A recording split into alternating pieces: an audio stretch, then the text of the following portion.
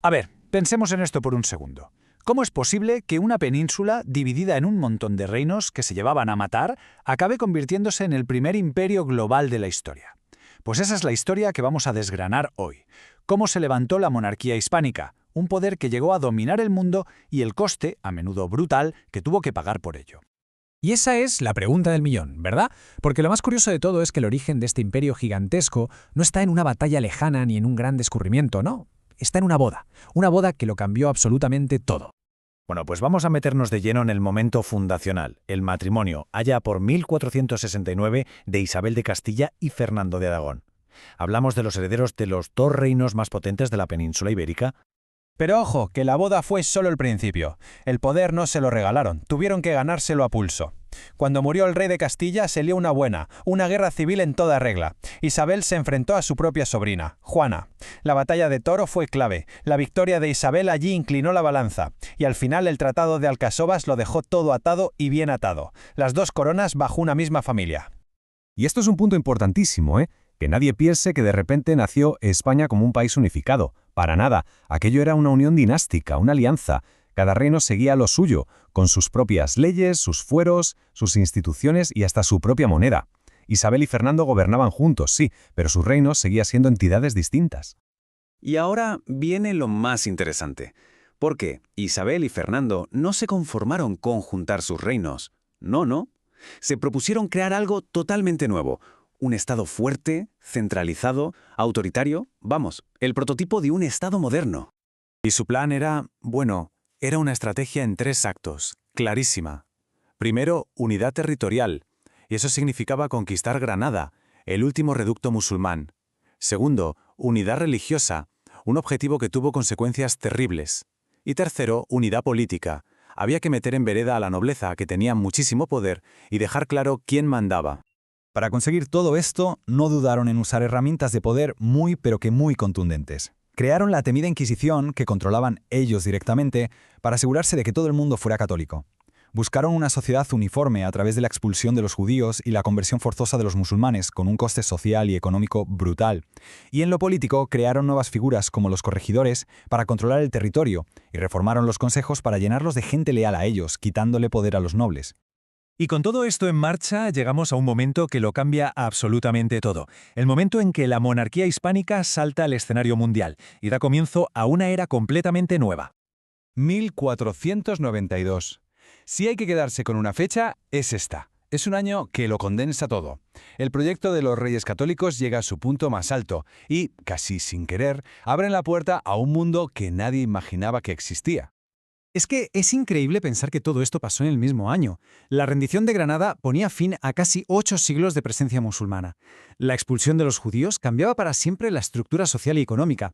Y para rematar, el viaje de Colón, que iba buscando una ruta a las Indias y se topó con un continente entero. Ahí, en ese momento, se pusieron los cimientos del primer imperio global. Y aquí es donde la política de bodas de Isabel y Fernando da un resultado de locos. Su nieto, Carlos I, acabó heredando un pack de territorios que era una cosa increíble. De sus abuelos maternos, Isabel y Fernando, se llevó Castilla, Aragón, el sur de Italia y, claro, los nuevos territorios de América. Y de sus abuelos paternos, María de Borgoña y Maximiliano I, nada más y nada menos que los Países Bajos, el Franco Condado y todas las tierras de los Habsburgo. De la noche a la mañana, un solo tipo se convirtió en el gobernante más poderoso de toda Europa.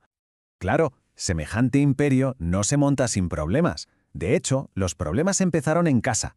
Carlos llegó siendo un chaval criado en Flandes, no hablaba ni papa de castellano y venía rodeado de consejeros extranjeros. La gente lo vio como un saqueo y estallaron rebeliones por todas partes. En Castilla, las comunidades, que defendían sus privilegios. Y casi a la vez, en Valencia y Mallorca, las germanías, una revuelta más social contra la nobleza. Ambas fueron aplastadas sin piedad. Y esto, paradójicamente, reforzó todavía más el poder del rey.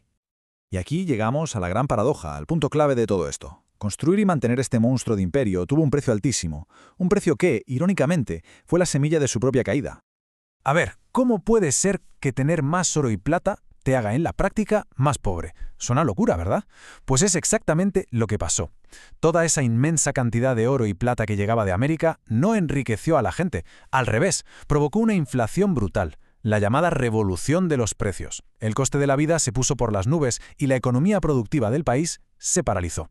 Este gráfico lo deja clarísimo. Mientras la barra de la plata que entraba de América subía y subía, la del poder de compra de la gente de a pie se hundía. Más dinero en circulación no significó más riqueza para la población, sino todo lo contrario, precios disparados que asfixiaban a la mayoría. Para intentar gestionar este caos y, sobre todo, para pagar las guerras interminables, surgió una idea, digamos, radical: la centralización a la fuerza. El conde duque de Olivares, el hombre fuerte de Felipe IV, se lo dijo clarísimo al rey en un informe secreto. El objetivo era hacerse rey de España, es decir, que todos los reinos funcionaran con las leyes de Castilla. El plan de Olivares, en vez de unir, hizo que todo saltara por los aires. Fue un desastre absoluto. El año 1640 fue la explosión. En junio, Cataluña se rebeló. Y solo 6 meses después, en diciembre, Portugal hizo lo mismo y declaró su independencia, que ya sería para siempre. El imperio estuvo a punto de romperse en pedazos.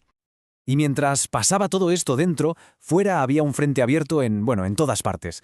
La guerra contra Francia, por ser el gallo del corral en Europa, la lucha contra el Imperio Otomano en el Mediterráneo, la rebelión en los Países Bajos, que no acababa nunca. Eran guerras carísimas que se tragaban toda la plata americana y más. Al final, con la paz de Westfalia en 1648, se acabó la hegemonía española en Europa. Y así, con el imperio fracturado por dentro y acosado por fuera, entramos en la fase final, en el largo atardecer de la dinastía de los Austrias en España. Los últimos reyes de esta dinastía, los que se conocen como Austrias menores, ya, presidieron este declive. Felipe III dejó el gobierno en manos de su valido y tomó la decisión catastrófica de expulsar a los moriscos. El reinado de Felipe IV fue una crisis continua, con las rebeliones de 1640 y derrota tras derrota. Y para rematar, Carlos II, cuya salud delicada y su incapacidad para tener un hijo se convirtieron en el mayor problema político de toda Europa.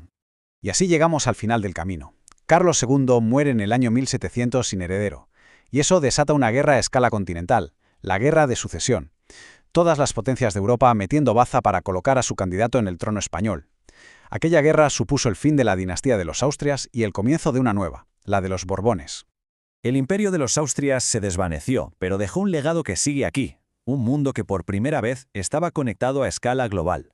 Y esto nos deja con una pregunta que da para pensar.